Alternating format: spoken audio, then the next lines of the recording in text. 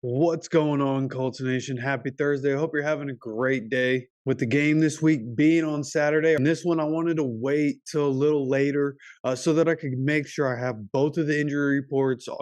Practice week is done. We have the injury reports out, and the initial look at both of these are going to be important for what's to come in the upcoming games. So, what we're looking at here for the Texans with Will Anderson Jr., Malik Collins, Jonathan Grenard, Sheldon Rankins, all on the injury report. This is the starting defensive line for the Texans, all on the injury report. Will Anderson Jr., limited participant after not practicing Tuesday and Wednesday. He's questionable. Malik Collins, exact same thing. Limited participant on Thursday after not practicing the previous 2 days. He's marked as questionable. Sheldon Rankins, the other defensive tackle, limited participant today after not practicing the previous 2 days. He is questionable for the game on Saturday. Now, Jonathan Grenard did not practice at all this week with that ankle injury. He is already marked as out. So one of those pieces on the defensive line for the Texans is going to be out this week. Jonathan Grenard, who's had a wonderful year. This is a guy that if you watch the Pat McAfee show, JJ Watt talks about Jonathan Grenard and how good he is. Like, he's a guy that isn't a household name, but if you pay attention to some of the things that are said from a guy like JJ Watt, who has plenty of power to say what he wants about different guys, he says Jonathan Grenard's really good, and the fact that he's going to be out should bode well for us. Okay, but as we continue here on this injury report, Andrew Beck, the fullback, a limited participant on Thursday after not practicing the previous 2 days. He is also questionable. Laramie Tunzel, a limited participant the last 2 days after not practicing on Tuesday. He has that groin injury. And we kind of mentioned it earlier in the week with these offensive linemen and a groin injury. It's tough to really see, how are things going to go, right? This is a guy that has to move side to side, front to back. He's a guy that carries more than 300 pounds, right? A lot of weight on those legs. So we'll see what happens there. Offensive linemen, generally guys that are able to push through if they really needed to. And with him logging 2 limited participant practices, then I would think Laramie Tunzel's probably going to play. But again, if there's any change to that, I'll let you guys know as soon as I possibly can. Now, 2 things that are very interesting here. One, Noah Brown with the back injury didn't practice at all this week. He's another guy, along with Jonathan Grenard, that has already been ruled out for this game. Then you have Robert Woods with the hip injury. This is a guy that's older, so he didn't practice at all this week. So are they going to hold him out? He's listed as questionable, but this is another receiver with them already being down Noah Brown. Do they go ahead and say, okay, we're going to try to play Robert Woods? And that's what I would think. He's probably going to be a game time decision. They're going to see what happens with that hip.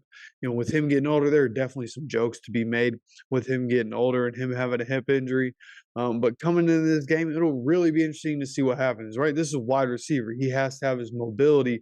So we'll see what happens. Maybe he's able to get on the field just to be, a decoy or just to be another body on the field. Because again, with Noah Brown already being out, taking Dell's on IR, like, they need the bodies that they can get on the field. You look at the other receivers they have. They have Nico Collins. They have John Mechie. And they have Xavier Hutchinson. So in terms of wide receivers, like, they are very, very thin at wide receiver right now. So Robert Woods, if I had to guess again, they're going to do everything they can to get him to go this upcoming Saturday, but probably going to be a game time decision. And then you look at what the Colts are doing in their injury report. I'm going to start with guys that are definitely going. Okay, Taven Bryan, Isaiah Land, Tyquan Lewis, Cameron McGrone, DeForest Buckner. A bunch of guys that, like, doesn't matter. I mean, of course, DeForest Buckner's only on here because he got a rest day on Thursday. Everybody else, like, who really cares, right? Tyquan Lewis plays a little bit of a role for us, so that's good. Cameron McGrone is a special teams guy. Having him out there is going to be good, but who cares? Those guys are good to go. Okay, what we're really interested in is all the names above all those guys. Okay, Ryan Kelly, limited participant Thursday after not practicing the rest of the week. He's listed as questionable. It'll be interesting to see what happens. Hopefully he's able to go. Okay, this is a guy that's been one of the best centers in the NFL all year. He's been able to push through some different injuries and make it through it. So hopefully with this ankle injury, he's able to push through and be in the game, but we will see what happens on that front. Okay, Chris Lamons, who filled in for Kenny Moore last week, did a pretty good job and helped us be able to beat the Raiders. He didn't practice all week because of an ankle injury. He's questionable right now. We'll see if there's any change to his status going forward. Okay, Quentin Nelson, limited participant, Wednesday and Thursday, did not practice on Tuesday. He's also listed as questionable. Hopefully, Big Q's able to go right. We're talking about Ryan Kelly and Quentin Nelson. We're going to need both these guys to make sure that we're able to get into the playoffs. Okay, now a couple of good things here. What we're looking at, these next three guys were all limited participant Tuesday and then full participant each of the last 2 days. That's Kenny Moore, Zach Moss, and Braden Smith. Having these three guys on the field is going to be major key for what we have in store for us this weekend, for what we have in front of us this weekend, okay? We currently have 6 guys that are questionable, but these last three, again, Kenny Moore, Zach Moss, Braden Smith, looks more like we're going to be able to have them on the field, and that's going to be a huge boost for us as we go into this game. Okay, so you start looking at what do we need to do to win this game, right? Going against the Texans, this isn't going to be an easy game. CJ Stroud is very good, right? You think about what's happened with CJ Stroud. He kind of started to turn it on this season in the second half against us in week 2, right? Granted, we were whooping up on the Texans and kind of went into a prevent defense, but the confidence that he was able to get from that game and the rapport that he had with his receivers coming out of that game kind of propelled CJ Stroud into not only offensive rookie of the year conversation, but MVP conversation. So this is a team that has a quarterback. Okay. And those are dangerous teams, right? Any team that has a capable quarterback is one that can win week in and week out. So what we have coming in, we're going to have to disturb CJ Stroud, just like the first game, keep him off his spot as much as possible.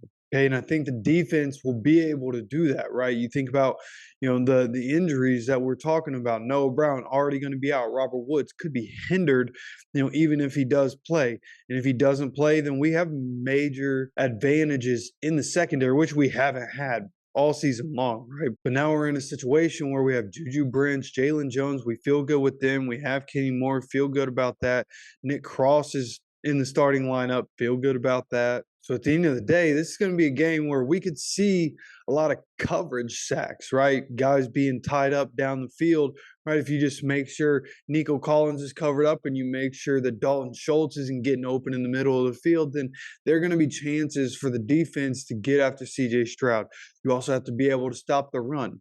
Is that something that you're really that worried about with Houston? I don't think so, especially with us having, Grover Stewart and DeForest Buckner. Do you really have to worry about that? Probably not. Now, of course, you still have to do your job. They still have to be able to get it done and make sure that the run game isn't something with Devin Singletary and Damon Pierce that's absolutely killing us and is the reason we don't make the playoffs. But at the end of the day, I feel like the defense should be able to get things done. I think, with everything that goes into it between the injuries and different personnel, I feel like our defense should be able to dominate this matchup just like they did in week 2. Okay, so then the question is, from an offensive standpoint, can we dominate the Texans offensively? And this is one where I feel like we should be able to, right? And I think the formula is clear in this one. We've kind of talked about it before, and I think it rings true here where you want Gardner to throw the ball somewhere between 25 and 30 times in this game. But especially with Zach Moss going to be back on the field, let's make sure the running backs are doing the heavy lifting. Let's get 200-plus rushing yards in this game. Okay, we want to steal time of possession, make sure that we have the ball in our hands. We're going to be at home. We want to make sure that we're setting the tempo in this game. And to be able to do that offensively, right, you do that with the run game. And then you let Gardner Minshew find his spots in the pass game, right? Just do enough to where you're not going to lose this game, right? Don't take any wild chances through the pass game. You want to stay out of situations where you might have to put Gardner in a situation where he's having to find a spot to throw the ball. Okay, Gardner, as long as he's able to just get the ball out, don't turn the ball over. I think the running game should be able to carry us in this game against the Texans. So when we're talking about the keys to victory, right? Of course, turning the ball over. You cannot turn the ball over. And from a defensive standpoint, we need to force some turnovers, whether it's fumbles or an interception, doesn't matter. At some point, we need to steal a possession in this game, and we can't let the Texans do the same. Okay, and then both sides of the ball, the run game is going to be very important. Stopping the Texans' run game and being able to run the ball with Jonathan Taylor and Zach Moss and Trey Sermon. We got to be able to get it done on both sides of the ball if we're going to win this game, right? We're talking about playoff football. Playoff football, it's the run game and defense that you're really focused on. That's what wins in January. So at this point, that's what we're going to be looking for, is to see the run game on both sides of the ball being stout and being what we need it to be. Okay, this is going to be a obviously massive game. Okay, it's for the playoffs. Winner goes to the playoffs is basically how this one's going to shake out. And everything that this team has worked for is right here in front of them, right? Everything that we've talked about all season long, through the ups and the downs and the good and the bad. And, you know, when I'm talking trash about Gardner, or we have a good game and everybody gets a little praise, like, there's been enough to go around in every way this season, and it's going to culminate with what we see on Saturday night. And I can only hope that our season continues past Saturday night. So for me, you know, again, I think this is going to be a bit of a battle. I think we're able to come out on top, though. Okay, at the end of the day, I just think that we're a better football team. At this point, we were always meant to be a better football team in 2023 than the Texans.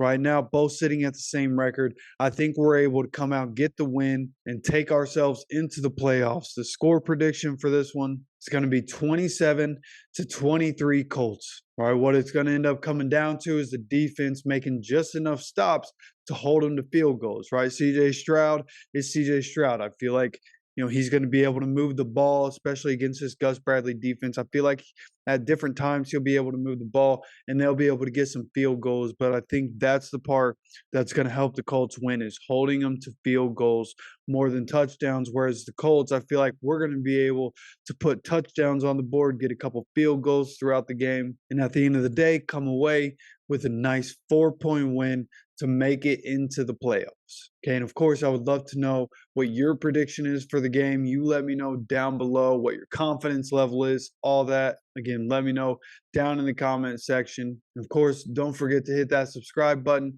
have those notifications on so you get notified when any content comes out on this channel. Okay, and with that said, I appreciate you stopping by for another video. And as always, take care of yourself, take care of each other, and go Colts.